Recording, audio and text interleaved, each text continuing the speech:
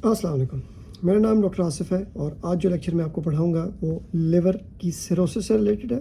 उसकी pathophysiology detail में discuss करेंगे। इसके अलावा जो चीज़ हम पढ़ेंगे वो बड कियारी सिंड्रोम है, पोर्टल वेन थ्रोम्बोसिस है, कैसे डायग्नोज करते हैं, कैसे ट्रीट करते हैं। अगर कोई आपके जहन में सवाल आए तो ज़रूर पूछिए। आइए स्टार्ट करते हैं।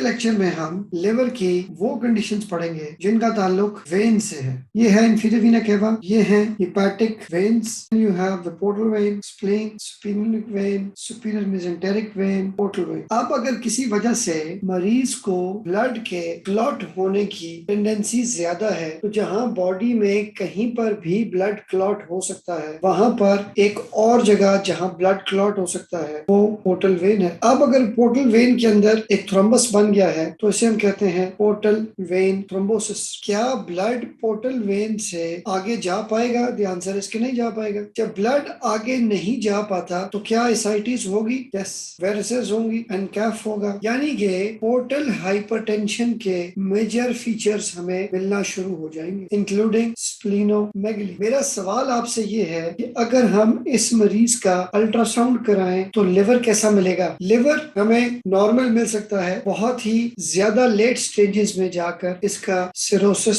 मुमकिन है। तो इसका मतलब यह है कि हमें सारे पोर्टल हाइपरटेंशन के साइंस मिल सकते हैं और लिवर नॉर्मल मिल सकता है। इसे कहते हैं पोर्टल वेन थ्रोम्बोसिस हो जाना। इसका पूरा नाम extra hepatic portal vein thrombosis. Long standing में ये देखना पड़ता है कि ये थ्रोम्बस कितना सीवियर है, क्या ये स्प्लेनिक वेन तक जा रहा है, सुपीरियर मेसेंटेरिक वेन तक जा रहा है, और इसकी वजह से कुछ कोलैटरल्स बनना शुरू हो जाती है। कोलैटरल्स उसको बाईपास कर रही है। अब आपको सिम्टम्स को थोड़ा सा गौर से देखना पड़ेगा। क्या सिम्टम्स आएंगे? मरीज को एब्डोमिनल पेन हो सकता है एसाइटिस की वजह से, फीवर हो सकता है अगर इन्फेक्शन हो जाए, ज्यादा क्रॉनिक होगा तो हमें पोर्टल वेन थ्रोम्बोसिस की वजह से पोर्टल हाइपरटेंशन के फीचर्स मिलना शुरू हो जाएंगे। वो आपको पता ही है, वेरिसेस है, एसाइटिस है, स्प्लीन है, जॉन्डिस है। अब ये बताइए कि हम इसका डायग्नोसिस कैसे करेंगे? हमें अल्ट्रासाउंड पे लिवर नॉर्मल मिलेगा, हमें एसाइटिस मिल सकती है, हमें स्प्लीन एनलार्ज्ड मिल सकती है। हम अगर डॉपलर अल्ट्रासाउंड करेंगे तो हमें पोर्टल वेन का थ्रोम्बोसिस उस डॉपलर में पता चलेगा, क्योंकि ये पोर्टल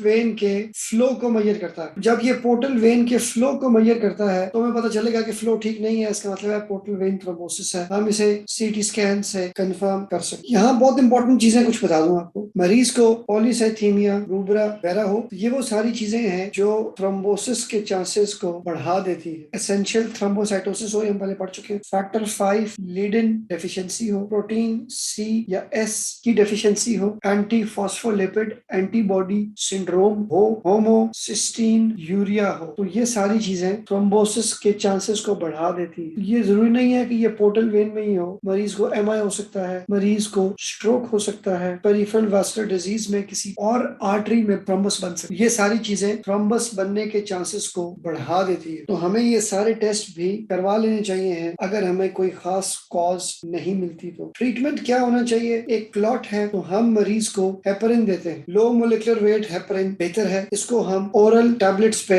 शिफ्ट कर सकते हैं, वारफरिन वगैरह पे। INR 2 और 3 के बीच में रखना है। 3 मंथ्स टू 6 मंथ्स के लिए हम मरीज को एंटीकोगुलेट करते हैं, साथ में डॉक्टर स्टडीज करते रहेंगे ये देखने के लिए ये किस हद तक जो पोर्टल वेन का जो क्लॉट था वो किस हद तक रिमूव हुआ है, क्या पेशेंट इम्प्रूव किया है कि नहीं किया है, ये हमारा मेन मकसद होगा। कुछ लोगों को लॉन्ग टर्म या लाइफ लॉन्ग एंटीकोगुलेशन देनी पड़ेगी, जिनको कोई ऐसी चीज है जो लॉन्ग टर्म प्रॉब्लम रहेगी, जिनको प्रो थ्रोम्बोटिक स्टेट है जो ठीक नहीं होनी, उसमें इनको लॉन्ग टर्म देना पड़ेगा। अब अगर थ्रोम्बस हेपेटिक वेन्स में बन जाए पोर्टल वेन के बजाय तो एसाइटिस और बाकी पोर्टल हाइपरटेंशन तो होगी मगर लेट हो। What about the liver? Liver को क्या होगा? अब यहाँ से ब्लड तो आगे चला गया मगर ब्लड तो लिवर के अंदर रुकना शुरू हो जाएगा, और अगर वो लिवर के अंदर रुकेगा तो लिवर आहिस्ता आहिस्ता एनलार्ज होना शुरू हो जाएगा, size of the liver will enlarge और कॉन्जेस्ट हो जाएगा। इसमें उसके अंदर ब्लड इकट्ठा हो जाएगा, एनलार्ज कंजेस्टेड लिवर होगा जिसको अल्टीमेटली सिरोसिस हो जाएगा।